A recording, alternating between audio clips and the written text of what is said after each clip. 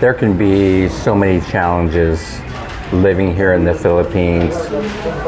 One of the things I've been really concerned about lately is the transferring of money from our U.S. bank account to the account here in the Philippines.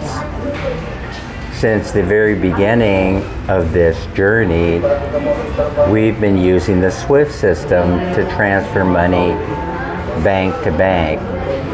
And it's easy to criticize the using of the SWIFT system as opposed to using Remitly or Wise or some of the other transfer services. But what concerned me the most, and the reason why we didn't go that route, was simply because I'm worried about the bank one day deciding to close our bank account without notice because we're not using the SWIFT system.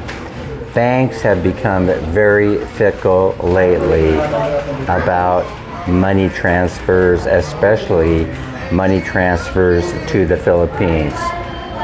From what I understand, from talking to people, expats that live here, and from watching YouTube videos, there's been a lot of talk about Chase Bank and others closing people's bank accounts without notice.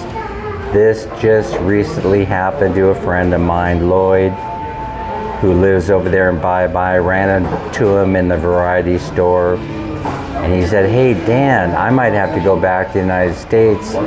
Chase Bank closed my account." No, wait. He didn't say they closed the account, but they stopped or refused to transfer bank to bank to his account here in the Philippines.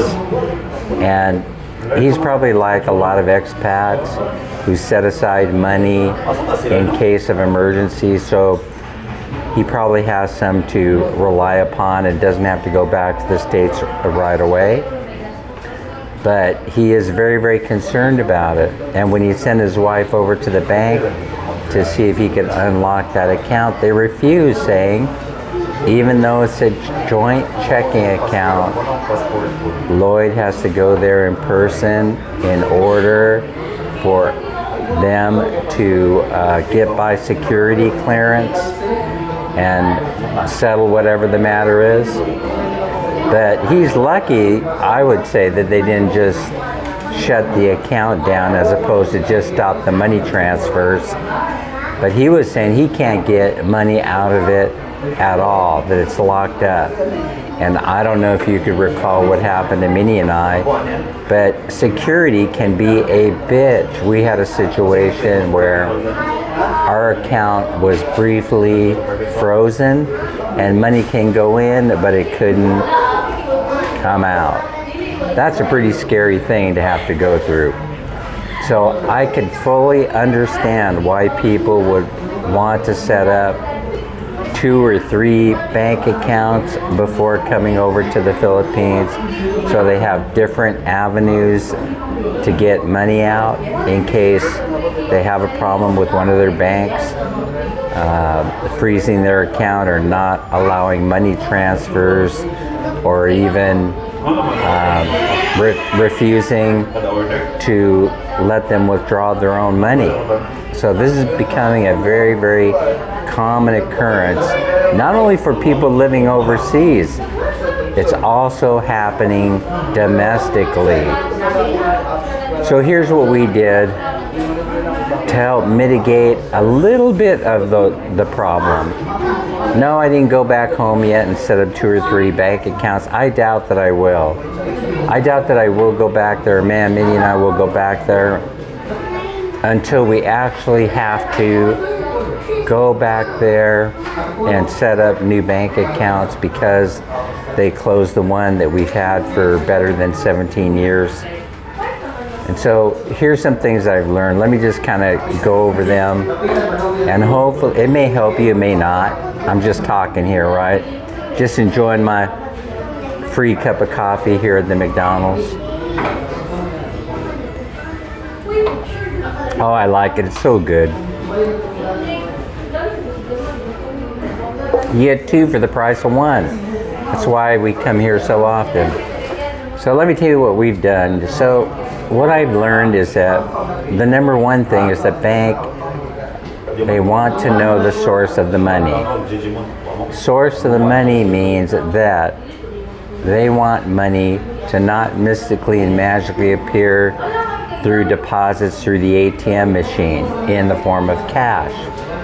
They want it to be electronically tracked.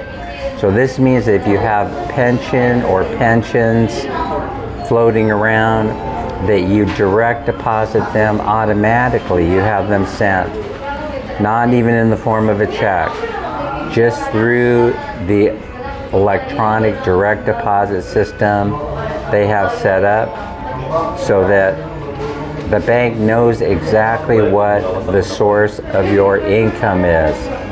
Now, it's okay if it's not a pension and it's coming from an investment account like Fidelity or Schwab, just so long as they can track it electronically.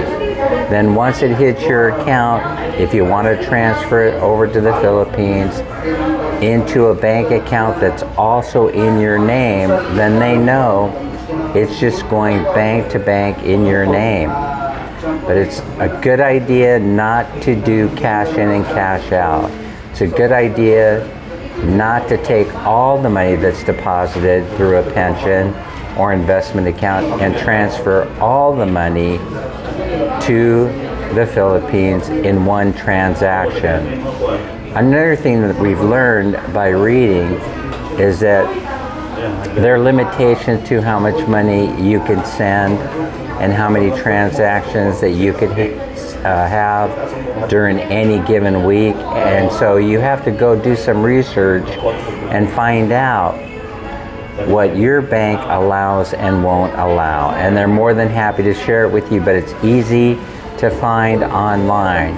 Make sure that you're armed with that educational information, that you know exactly what your limitations are. Now, if you're getting a pension, as Minnie and I do, and you also are receiving Social Security, we were having that Social Security direct deposited also. But when they froze that account, it frightened me a little bit.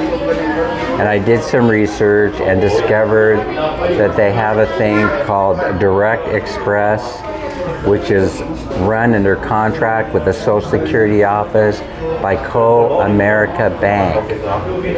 And the more research I did on this, the better I liked it. What they do is, if you call Social Security and you tell them that you want your pension, your Social Security check that is, deposited directly onto the Co-America Bank Direct Express MasterCard, they will issue that MasterCard. And then once you have it, given the waiting period, they will start depositing your Social Security check into that.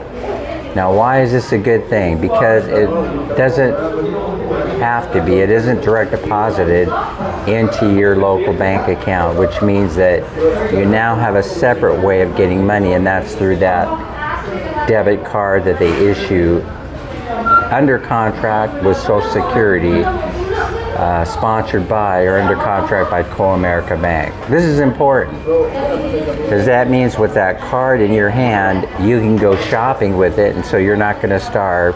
You go shopping at the Metro Mart, in the malls, and other places that accept MasterCard, and it'll be pretty much fee-free for shopping, especially for food. There are nominal charges for other things, though. If you were to take that card and you were going to the local ATM machine, you're going to be charged a fee. You're going to get it on 2 or 3 or 4 ends. But if you have to pull out cash, it's going to cost you some money. Most ATM machines charge you $2.50 peso. That's 250 pesos, which is the equivalent of $5 American, give or take, at an exchange rate of 50 to 1. So 250 pesos per transaction is your fee off the top. And then Co-America Bank, they're going to see you're in a foreign country, and they're going to slap you with a $3.50 fee, or it could be even more. So already you're into it for $8.50 or $9. Then, right, coming after that, they give you your money in a Forex exchange rate where they help themselves a little bit too, a profit on it. So let's say that the exchange rate is somewhere around 57 or 58 pesos to a dollar. They're going to help themselves out to a percentage of that. So your take may be in the form of 52 pesos to 1, plus the fees. You see where I'm getting at? So it may cost you somewhere between 5 and 10% in fees to get your money out. But if you're in an emergency situation, that's nothing as compared to not having access to any money at all. That would be a terrible situation to be in. So as a backup plan, I went with it. I went with it because I weighed it.